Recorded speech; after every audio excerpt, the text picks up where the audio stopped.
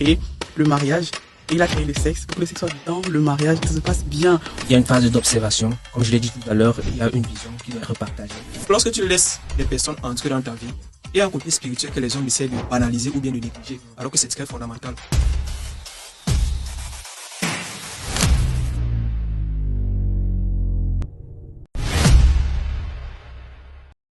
C'est quoi votre point de vue sur les relations amoureuses et sexuelles au mariage? Donc, pour moi, les relations amoureuses ont pour but le mariage. Et maintenant, les relations sexuelles sont bonnes dans le mariage.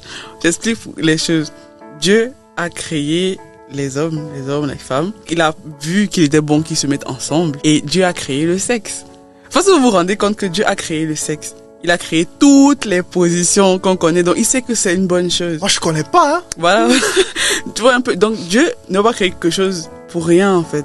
Il sait que c'est une bonne chose. C'est-à-dire que juste la femme, on a un organe qui est créé uniquement pour ça. Parce que vous vous rendez compte que Dieu, il a visualisé les choses. Donc, c'est une chose qui est bien. C'est une bonne chose.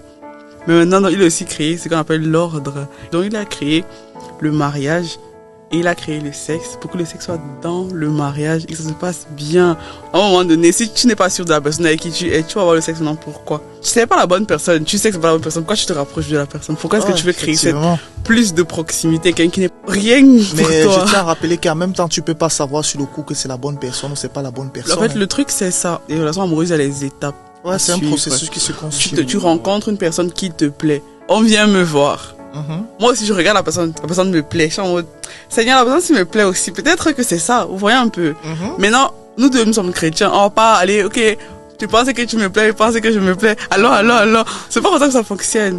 Non, ce qu'on pense, c'est quoi? On va réfléchir, on se met de côté. Chacun va de son côté. Il parle à Dieu de son côté.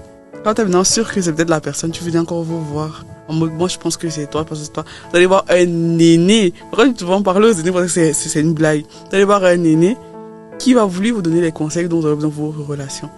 Et si vous êtes de bons chrétiens, vous connaissez déjà la Bible pour vous-même. Donc, tu as l'esprit de l'esprit avec toi. La tempérance, la maîtrise de soi. Tu connais ça. Tu es supposé avoir ces fruits-là. Tu veux savoir que tu dois fuir le péché et pas combattre le péché. Tu dois savoir que si tu aimes vraiment la fille là, et que si on te laisse derrière la fille là, quelque part, tu vas pas l'aider. Les relations amoureuses sont très très bien. Moi, je trouve que c'est une très très belle chose. Déjà que quand tu es en relation amoureuse, tu es beaucoup plus épanoui, tu souris, il y a quelqu'un qui t'aime, tu te sens aimé, pas tout le temps nerveux. On t'écrit, on t'appelle, on t'envoie les messages. Il y a un ordre pour tout. Ok, les gens, souvent, quand ils se mettent en couple, ils perdent la tête. Ils oublient le plus important, la chose la plus importante.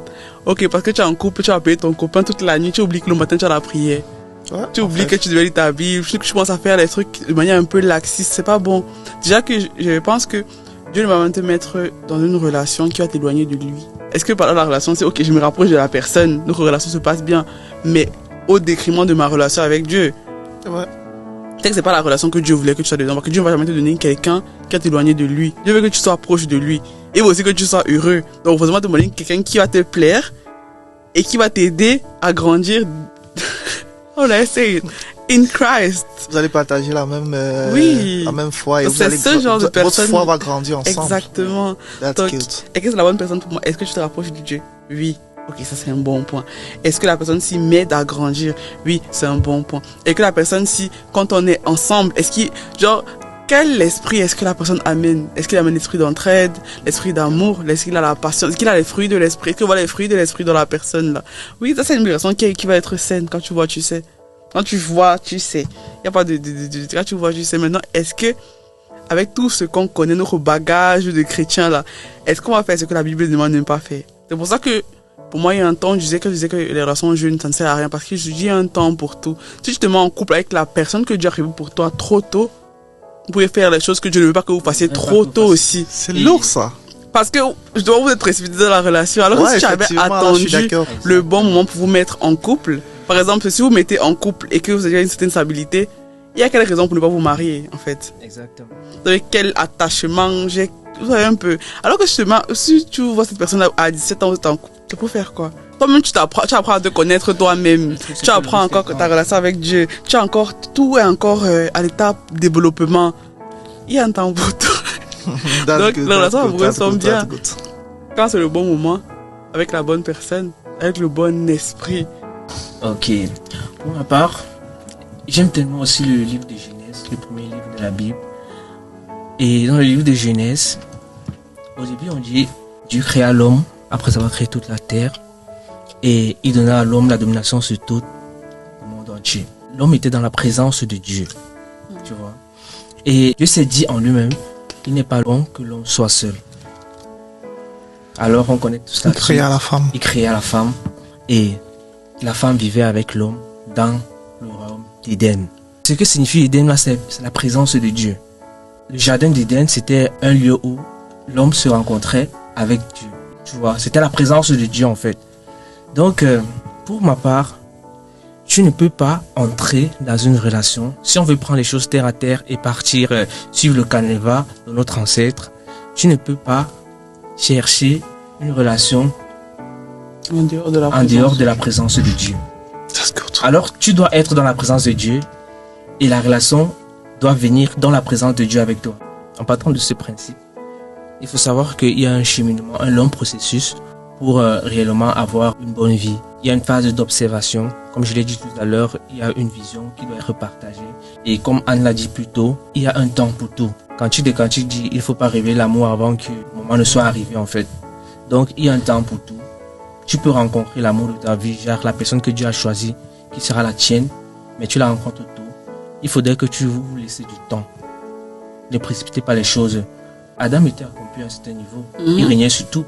Et c'est Dieu qui s'est rendu compte que l'homme ne doit pas être seul. On ne dit pas d'être le plus milliardaire ou quoi que ce soit. Mais quand tu atteindras ce niveau-là, si tu es réellement dans la présence de Dieu, comme on dit Éden, Dieu saura comment il va faire pour mettre la femme de ta vie auprès de toi au bon moment. On a une tendance actuellement à croire que les rapports sexuels dans le mariage, c'est une perte de temps. Tu vas voir dans les réseaux sociaux, une personne va lâcher une histoire du genre j'ai patienté, j'ai gardé ma virginité et tout. Mais lorsque je me suis marié, je me suis rendu compte que tout ça pourquoi? Parce qu'on veut bafouer les valeurs. On fait tout retour pour que ce que Dieu a instauré soit banalisé, soit mis à terre. Comme je vous disais tout à l'heure, l'auteur des 10 commandements, c'est qui? C'est Dieu. L'auteur du mariage, c'est qui? C'est Dieu. Il est idéal donc si on veut embrasser cette chose, on se retourne vers celui qui l'a créé. Avoir couché avant ne garantit pas le mariage après. Effectivement. Et une fois que tu acceptes quelqu'un dans ta vie, la Bible dit que celui qui couche avec une femme fait une seule chair avec elle. Donc si tu couches avec la prostituée, tu fais un avec la prostituée. On dit que lorsque tu laisses des personnes entrer dans ta vie, il y a un côté spirituel que les hommes essaient de banaliser ou bien de négliger, alors que c'est très fondamental. C'est un échange d'esprit, c'est un échange de sang. La Bible dit que celui qui commet impudicité pêche contre son propre corps. Donc ça veut dire que tu n'as pas péché d'abord contre Dieu, tu as péché contre Dieu parce que tu as d'abord désobéi au commandement de Dieu, parce qu'il a dit que tu dois obéir à son commandement, et en plus de cela, tu as péché contre ton propre corps, parce qu'il dit que ton corps est le temple du Saint-Esprit. Mais maintenant, dans la société actuelle, on fait tout pour banaliser ces commandements. On a normalisé ça. On veut normaliser le fait que une jeune fille doit coucher avec un homme. C'est normal. Si à 16 ans, tu n'as pas encore connu ton premier gars, tu es malade. Le sexe, c'est une bonne chose. C'est agréable, c'est bon. Mais dans le mariage, c'est où Dieu a classé cette chose-là. Avant d'entrer, avant de prendre cette phase-là, c'est bien et c'est mieux de se tourner vers celui qui a créé ou bien qui a institué le mariage. La corde à 3 fils. Désolé, j'ai pensé à ça. C'est ça qu'on dit, la corde à 3 fils, le mari, la femme et Dieu. Oui. D'accord.